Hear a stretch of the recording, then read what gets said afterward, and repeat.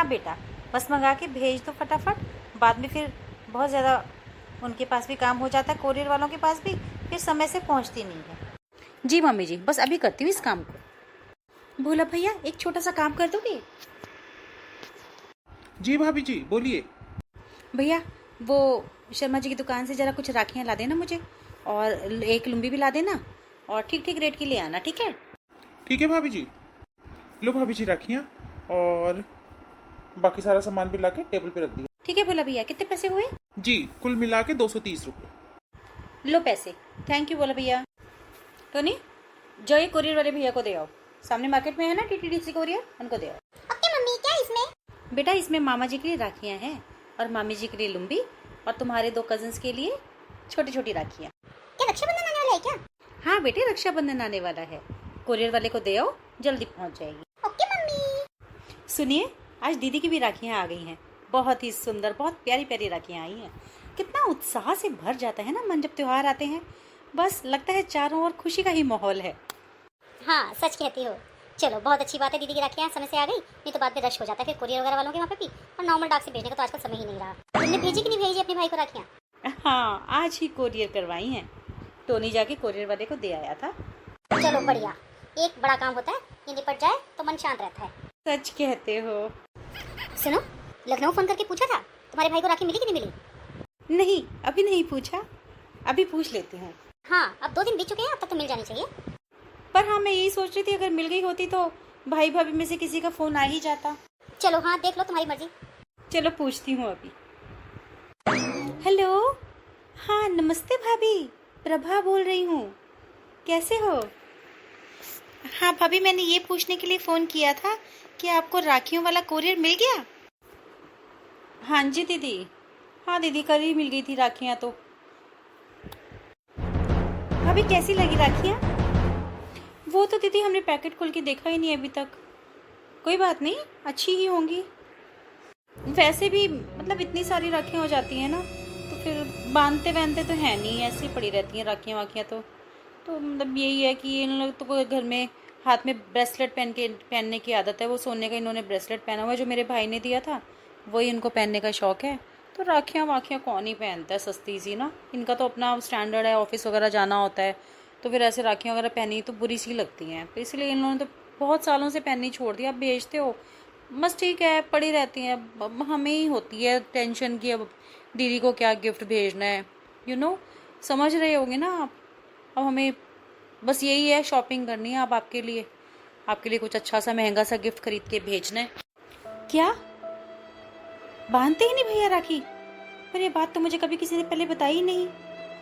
मैं तो भाभी इतने चाव से देख के सुंदर सुंदर सी राखियाँ भेजती हूँ कि मेरे भाई भतीजे बांधेंगे, आप लुम्बी पहनोगी, इतने मन से भेजती हूँ। और ये तो बहन भाइयों का त्यौहार है, ये तो बहुत ज़्यादा पवित्र त्यौहार माना गया है, तो इस पे तो बहनों की भेजी हुई राखियाँ ज़रूर पहननी चाहिए। ये तो सारी बेकार की बातें हैं दीदी, ये कौन सा शास्त्रों में लिखा हुआ है कि राखी का त्यौहार में ज़रूरी राखी बांधनी होती है? ये तो कथाओं में है कि भाई चलो धरती पे कभी कोई ऐसा इंसिडेंट हुआ था कि वो बांधते हैं राखी तो बांधते हैं। ऐसा कौन, आजकल तो मॉडर्न ज़माना आ गया है, बस ये तो लेने देने का चक्कर मात्र ही हो गया और तो कुछ नहीं है। मैं ठीक है, अपना 150 रुपये की राखी खरीद के भेज दो और फिर भाई बाद में गिफ्ट भेजे। नहीं बताओ, सच गलत कह रही हूँ तो बताओ, और क्या है? नहीं भाई, यही तो बात होती है, और क्या। पर हमारा तो कोई भाई नहीं है भाई, हमें तो कुछ समझ नहीं है इस चीज़ की। पर मैं तो यही सोचती हूँ, क्या तो पहले जैसे रिश्ते रह गए हैं, क्या पहले जैसे त्यौहार रह गए हैं? भेजो तो भेजो, नहीं भेजो तो मत भेजो। भाइयों ने तो करना ही करना है, बहनों का हमेशा ही हमेशा करना है। वैसे भी लेना देना है, वैसे त्योहारों के नाम पे भी लेना देना है। भाभी ये कैसी बातें कर रहे हो आप? ये बात आप सही नहीं कर रहे भाभी। आप इतने बड़े त्योहार की तुलना पैसों से कर रहे हो। ये तो राखी का तो ऐसा त्यौहार है जो हम बचपन से मनाते आए हैं, बचपन से हम अपने भाई को राखी बांधते आए हैं। एक समय ऐसा भी था जब हमारे पास कुछ नहीं होता था तो भाई से कुछ लेते थोड़ी ना थे हम, भाई को केवल राखी बांधते थे, उसकी लंबी उम्र की कामना करते थे भाभी, और आज तक करते हैं और पूरी ज़िंदगी करते रहेंगे। मुझे आपके उपहार का कोई लालच नहीं है भाभी, और प्लीज़ आज से आप मेरे लिए उपहार भेजना बंद भी कर दो। मैं अपने भाई को राखी भेजती हूँ और भेजती ही रहूँगी। राखी चाहे 5 पैसे की हो, चाहे 2000 की हो, चाहे 2 लाख रुपए की हो, उसका भाव देखा जाता है, ना कि ये कि वो कितने पैसे की है। आज आपने ये बात कह के मेरा दिल छलनी छलनी कर दिया भाभी। मैंने कितने शौक से आपको फ़ोन किया था। क्या हुआ, तुम इतनी परेशान क्यों हो रही हो? कोई बात नहीं भाभी, आइंदा मैं डायरेक्ट भैया से बात कर लिया करूँगी। आप ये मत सोचिए कि मैं इसके बाद राखी भेजना बंद कर दूँगी। राखी तो मैं हमेशा ही भेजूँगी, क्योंकि वो मेरा भाई है। सलामत रहे मेरा भाई हमेशा, मेरे भतीजे सलामत रहें, मेरी भतीजी सलामत रहे। पर भाभी, आज आपने ये कह के मेरा दिल तोड़ दिया। अब आपको मेरी कसम है, कभी भी जो आपने मेरे लिए कोई गिफ्ट भेजा तो मुझे कभी कुछ नहीं चाहिए आप लोगों से। मैं यहाँ बैठी भी सपनों में भी हमेशा आपके कुशलक्षेम की भगवान से प्रार्थना करती हूँ कि मेरे मायके में सब ठीक रहे, मेरे भाई का परिवार, सब लोग खुश रहें। हाँ, एक बात आपने सच कही कि अब रिश्तों की कोई वैल्यू नहीं है। बिल्कुल सच कहा ये आपने, और आज आपने ये डायरेक्टली कह के मुझे जताना क्या, बता ही दिया कि रिश्तों की कोई वैल्यू नहीं रही। ये तुम किससे बातें कर रही थी इतनी देर से? वो दीदी का फोन था। वो पूछ रही थी राखियाँ मिली कि नहीं मिली। और ठीक है, उसका जवाब तो हाँ या ना में होना चाहिए। ये जो तुम बड़ी बड़ी बातें कर रही थी, पैसों की बात, गिफ्ट भेजना पड़ेगा और राखियां बांधते नहीं, ये तुम मेरी सिस्टर को कह रही थी? वो नहीं, आपको कोई गलतफहमी हुई है। आप जी नहीं, मुझे कोई गलतफहमी नहीं हुई। मैंने तुम्हारी सारी बातें सुनी है।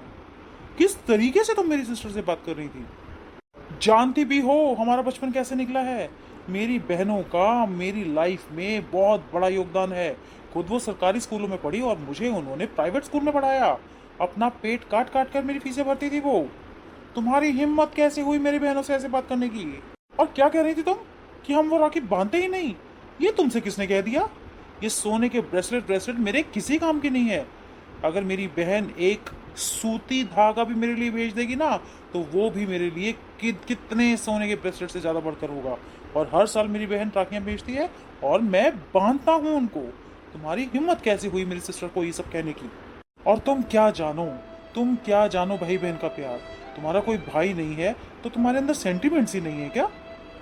खबरदार, जो आज के बाद मेरी दोनों बहनों में से किसी से भी तुमने इस तरीके से बात करी, याद रखना मैं अपनी बहनों को कभी नहीं छोड़ सकता।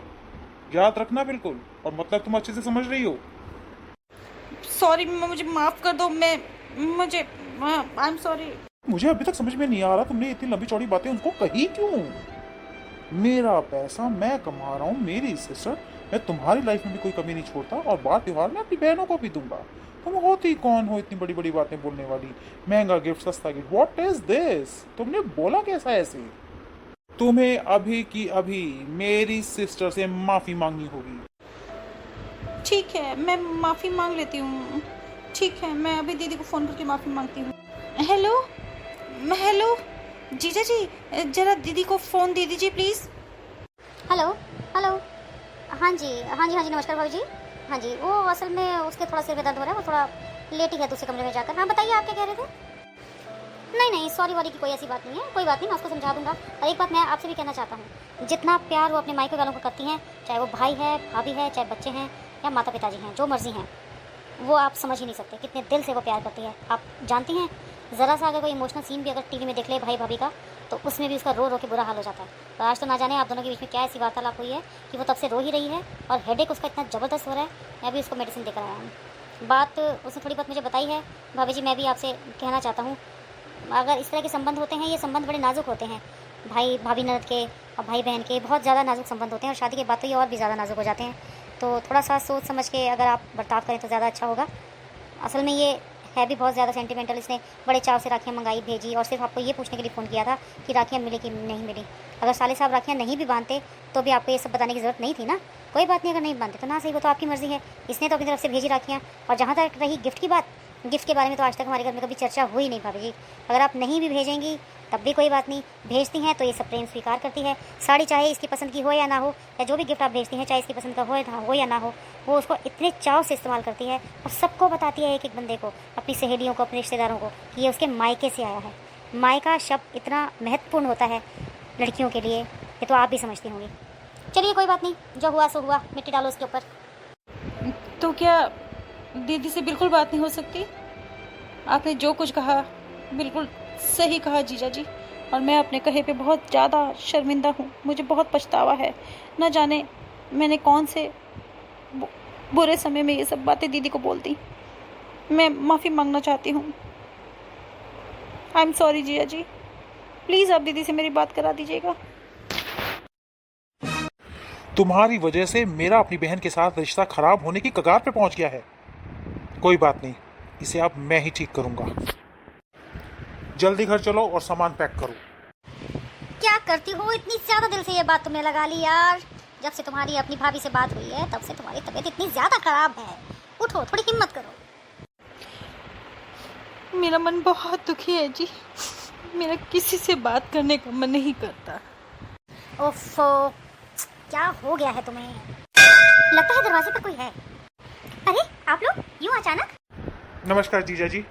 नमस्ते जीजा जी। जिया जी, वो तो हमें आना ही था। बात जो इतनी बिगड़ गई थी। कहाँ है बहन? वो तो जिस दिन से इनसे फोन पे बात हुई है उसी दिन से बीमार हैं। अंदर है बेडरूम में, बिस्तर पर पड़ी हुई हैं। क्या कह रहे हैं आप? जी मैं ठीक कह रहा हूँ। असल में आप लोगों को वो इतना ज़्यादा प्यार करती है कि उसने ऐसी कोई उम्मीद ही नहीं की थी कि उसको इस तरह की कोई बात सुनने को मिल जाएगी। इसी वजह से उसने बात को ज़्यादा दिल को लगा लिया है और अब बेड पे पड़ी है। मुझे उनके पास ले चलो। हाँ जी ज़रूर आओ। देखो तुमसे मिलने कौन आया है। कौन है जी? उधर मुँह करो। अरे भैया, भाभी, आप लोग? कैसी हो मेरी बहन, कैसी हो? मैं ठीक हूँ भैया, और आपको देख के तो और भी ठीक हो गई। सॉरी दीदी, मैंने उस दिन आपको जो जो कुछ कहा उस बात के लिए मैं आपसे हाथ जोड़ के माफ़ी मांगती हूँ। असल में ये संगत का असर है। हम किटी पार्टी में जाते हैं तो वहाँ पे सारी सहेलियाँ उल्टी सीधी बातें ही करती हैं। कोई अपनी ननद की बुराई करता है तो कोई अपनी सास की, और उनकी इन बातों का रंग मुझ पे भी चढ़ गया और मैंने भी ना जाने क्या ऊल जलूल अनाप शनाप सोचना शुरू कर दिया। और वो जो मैंने आपको राखी की बात कही और जो गिफ्ट की बात कही, उसके लिए तो मैं आपसे जितनी बार माफ़ी मांगूँ उतना कम है दीदी।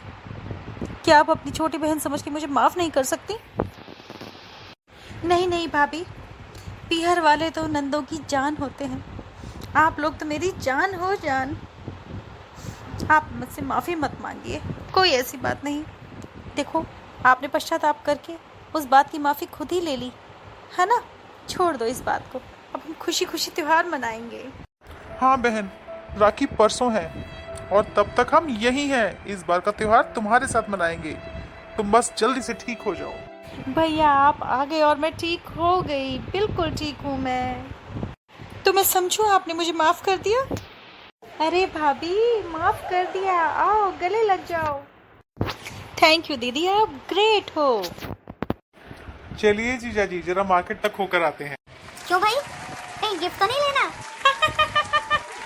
आप भी ना जीजा जी।